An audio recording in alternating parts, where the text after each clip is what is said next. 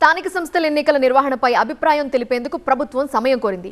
EC మాత్రం ఎన్నికలు నిర్వహించేందుకు సిద్ధంగా ఉన్నామని స్పష్టం చేసింది. దీంతో విచారణని ఈ నెల 24కి వాయిదా వేసింది హైకోర్టు.